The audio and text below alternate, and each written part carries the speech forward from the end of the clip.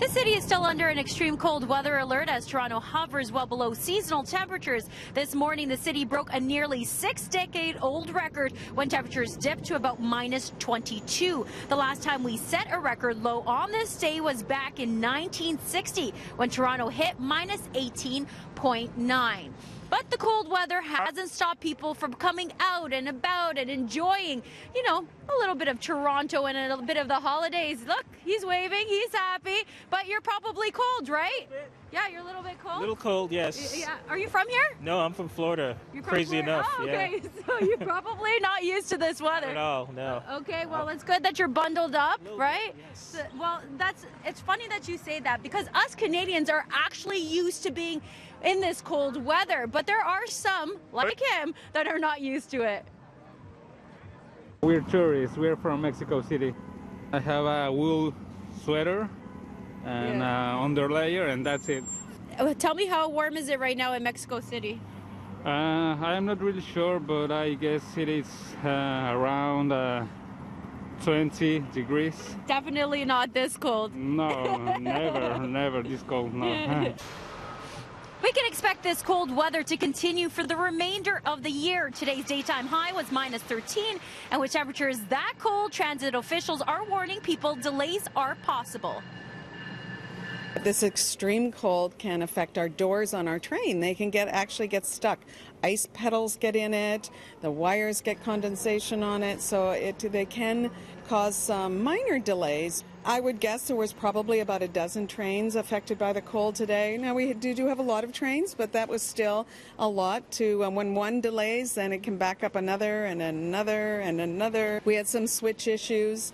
We had a broken rail. It just gets so cold that it can break a rail. So there was some fairly minor across the system. Are there any preparations you guys do here on Metrolinx when the cold does hit? Like we to do. Prevent delays? We plan way ahead, and we make sure that crews are advanced early, that we're checking our switches and checking our rails to make sure they're free of ice and snow. And we warm up our vehicles early. We keep our stations open late for people. So there's a lot that we do in preparation. Despite the cold weather, there are those that choose to stay outdoors. Now, coming up, we speak to one runner and how he stays warm during these winter months. Now, it's extremely cold outside, but there are some people that like to brave the cold temps, and that's runners. We have Brian here. He is from the running room. Brian, just tell me, what are you thinking when you're outside in this cold? Well, I mean, it's very brisk. It's really easy to breathe in the cold weather. We've got kind of the run of the park system. There's a lot of clear ways throughout the city still in the wintertime. And honestly, a lot of people prefer it to the hot, humid heat of the summer. Okay, so I don't want to stop you from your run, so let's walk and talk. Maybe you can just tell me how you prepare yourself for extreme cold like this. I know you guys are pretty prepared for this weather. Tell me, is it layers that you wear? Yeah, layers is the best way to go about it. It's really actually quite easy. You don't have to dress really heavily, but you want to have something close to your skin, and then something that's going to insulate you on top of that, and then something that's going to block the wind or the snow or rain that might be coming down.